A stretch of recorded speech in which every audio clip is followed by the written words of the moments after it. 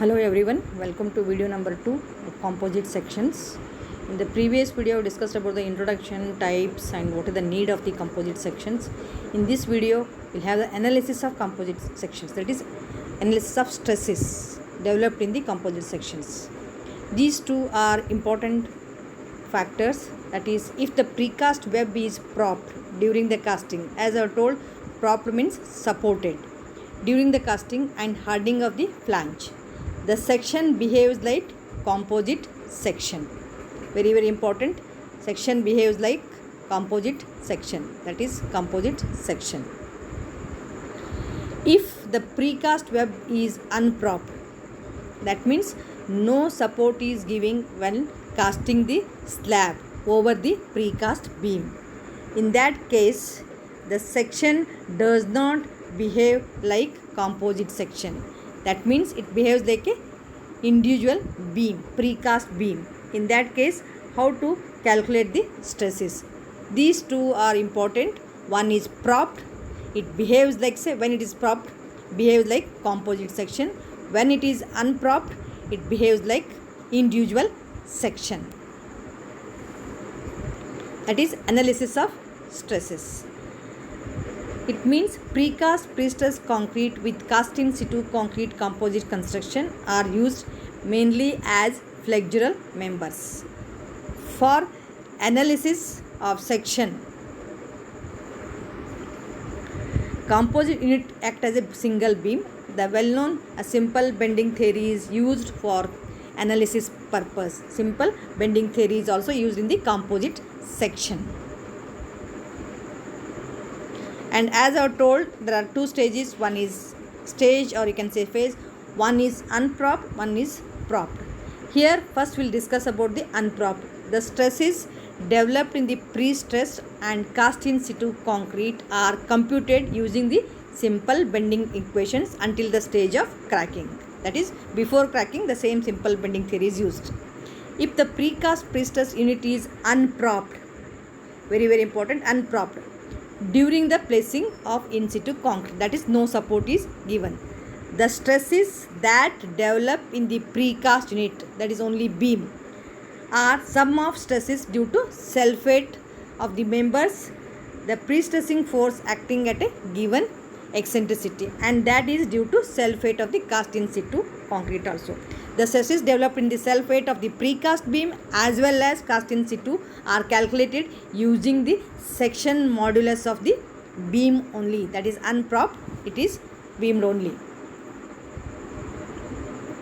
And second one is, however, if the precast unit is propped, that is supported during the placing of concrete, the stresses developed due to self-weight of the cast in situ concrete are computed using the section modulus of the composite section. That means it behaves like a composite section. The stresses due to self-weight of cast in situ slab, self-weight of the beam are used as the composite section. In all, the next one is, third one is important, that is whether it is propped or unpropped. In all the cases, the stresses due to live load or live load stresses are based on the composite section. That is, live load is applied when it acts as a single unit or the composite section, combining both beam as well as the cast in situ. Therefore, in both the cases, live loads are stresses are calculated using the section modulus of the composite section. In most composite construction which involve precast pre-stressed units and cast in situ concrete, we know that latter is invariably low or medium strength. That means the cast in situ slab strength will be low or medium, while the former or the beam is generally made of high strength concrete, that is exceeding M35. Consequently, the modulus of elasticity of two parts will be different. Two parts will be different. For computing live load stresses, the effect of different moduli between the cast in situ and precast units are considered by using modular ratio of precast and the cast in situ concrete. modulus of equivalent composite section is considered. Here we'll have the sketch. In the next video I am going to solve on the board the problem of the proper and improper. Before going to that model, you have to study this is very important. That is stress distribution in composite section. Unpropped, here it is the precast unit and top is the cast in situ slab. And initial stress, that means we are going to calculate the P by A and the P by A, that is only due to pre-stress in case of the beam only, that is precast units. And this is second is final, if that is effective pre-stress. After all losses, whatever you will get in this first case, if you multiply it by the loss factor eta, will get this factor. And then self weight stresses, that is precast units. For precast, it is once again mg by z, mg by z, that is the self weight of the precast only. And once again self weight of the cast in situ slab. Cast in situ slab, how to calculate? Here also moment due to self weight divided by z, moment due to self weight divided by z. As it is in case of unpropped, we have to consider as a beam only. Section modulus of beam you have to use and calculate the top and bottom. And in case of live load is mq by z, mq by zb and zt, that is depending upon the composite section you have to calculate. Zt is equal to moment of inertia divided by yt, and the zb is equal to moment of inertia of the composite section divided by yb, and this is a final stresses. This is in case of the unpropped sections. If you take propped, and you can remember here also only this first one is initial pre-stress, that is a P by Z, P by A, both together you have to take that, and finally the second one is effective pressed, that is P by A plus or minus P by Z, top and bottom you have to calculate. This is only for the precast units in case of the propped. And third one is once again self weight.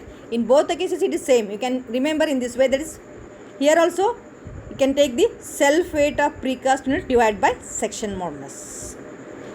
When you come to the stresses due to self weight of cast in situ slab, here we are considering composite sections, that is ZT, ZB of the composite sections, that is in case of propped conditions. You have to take the propped conditions. In that case, here it is composite section, that is stresses due to cast in situ slab moment divided by ZB, and here mg, that is the moment due to cast in situ slab divided by ZB. These two will be taken, and the last one is in case of unpropped or in case of propped, this is live load stresses will be same.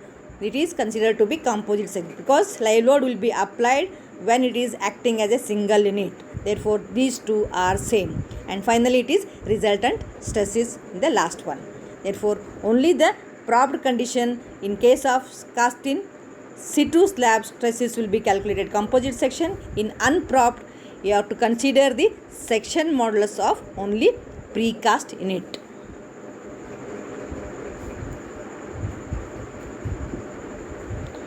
Then one more thing, as I told, this is in most practical instances EC of concrete M20 will be there in the previous I have told, and 25, while Young's modulus of precast units will be varying from 28 to 36 for M30 to M60 for precast units, because we know that strength of cast in situ slab and precast will be different automatically.